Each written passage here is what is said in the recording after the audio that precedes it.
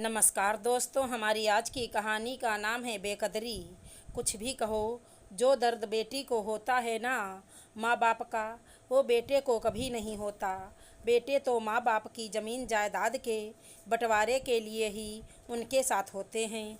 कहते हुए यशोदा जी ने एक लंबी सांस ली। अब देखो ना, सुबह से 3-4 बार फ़ोन कर चुकी है ज्योति कि चाय पी ली, नाश्ता कर लिया। बेटा पूछता है कभी ऐसा? यशोदा जी ने फिर सरिता जी से अपनी बात कही। क्या जीजी, है कोई बात? बेटा काम करे या यहीं पूछता रहे? उसको पता है कि बहू ने चाय नाश्ता सब टाइम पर दे दिया होगा, तो उसमें पूछने या ना पूछने वाली क्या बात है। सरिता जी ने कंबल से अपने पैर ढकते हुए कहा, अरे फिर भी माँ बाप हैं हम, कुछ तो अहमियत होगी हमारी। तभी तो बहुएं भी इज्जत नहीं करती जब बेटे ही नहीं पूछते हैं। कहते हुए यशोदा जी ने फिर सरिता जी की बात को अनसुना किया। अब तुम अपने बेटे को ही देख लो, आने वाले दिन ही फ़ोन किया था कि पहुंच गई कि नहीं। फिर आया कोई फ़ोन? बहू ने तो शायद एक बार भी नहीं पूछा। रीना तो रोज़ एक बार फ़ोन कर ही लेती है तुम्हें। मैं ये छोटी छोटी बातें नहीं सोचती। मेरे बेटे बहू बहुत करते हैं मेरे लिए, हर चीज़ का ध्यान रखते हैं। बहू ने तो सारा घर संभाल रखा है हमारा, बच्चों का, नवीन का, आने जाने वालों सबका ध्यान रखती है। ऊपर से घर के बाजार के सारे काम, अपनी बुटीक का काम सो अलग।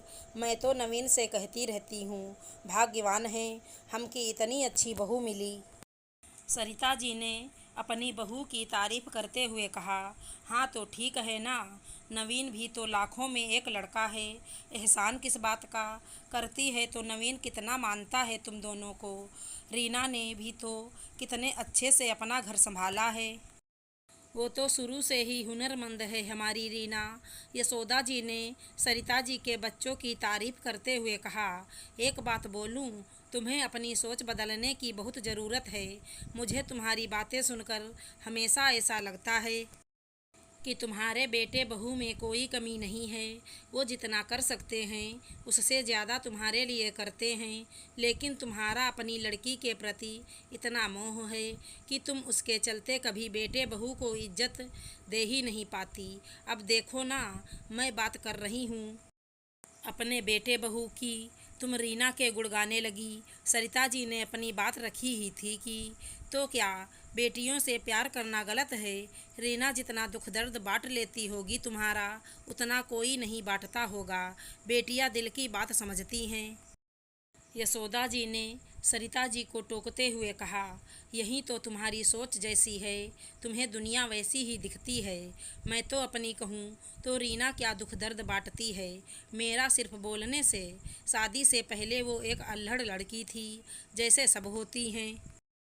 हाँ, कभी कभार मैं बीमार होती थी तो वो काम में हाथ बटा देती थी।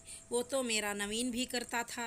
शादी के बाद भी रीना की ज़िंदगी में कोई ख़ास फर्क नहीं पड़ा, क्योंकि दामाद जी लोग 3 भाई हैं। रीना सबसे छोटी बहू उस घर की, इसलिए उसके सास ससुर तो हमेशा से जेठ के साथ ही रहे, तो रीना पर कोई जिम्मेदारी तब भी नहीं आई। जबकि अर्पिता हमारे इकलौते बेटे की बहू, बेटा हमारे साथ ही रहना चाहता था, तो उसने तो शादी के पहले दिन से ही एक तरीके से जिम्मेदारियों को अपने गठबंधन में साथ ही पाया।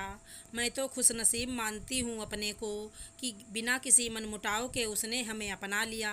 सारे परिस्थितियों में वो हमारे साथ रहती है।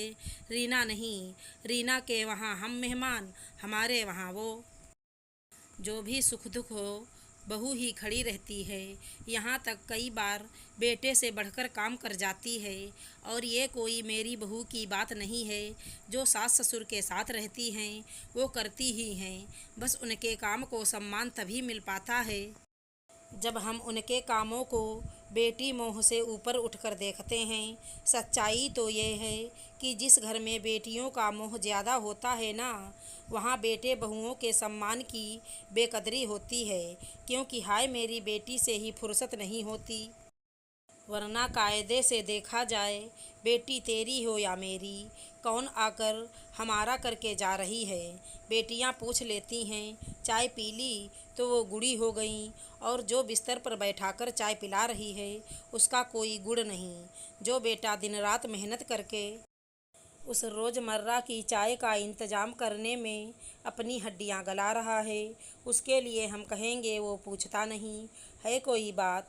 कहते हुए सरिता जी ने पास में रखी किताब पढ़ने के लिए उठाई कि तभी रिया और मोहित, माँ आज शाम को हम मौसी जी और आपको लेकर कहीं बाहर घूमने चलेंगे, आप तैयार रहना। रिया तुम तब तक पालक के पकौड़े तल दो। मौसी जी अभी हम मॉर्निंग वॉक से आ रहे थे तो ताज़ी पालक ले आया। माँ को बहुत पसंद हैं पालक के पकौड़े, आपको कुछ पसंद हो तो रिया को बताना, वो अरेंज कर देगी। चलो आप लोग बैठो, नाश्ता करो, मैं ऑफिस की तैयारी करता हूँ। कहते हुए मोहित कमरे से बाहर निकल गया और रिया किचन की तरफ चल दी। सरिता जी ने एक बार यशोदा जी को देखा, जिनके चेहरे पर सरिता जी की बातों का असर आंशिक दिखाई दे रहा था। आशा करती हूँ हमारी कहानी अच्छी लगी होगी। धन्यवाद दोस्तों।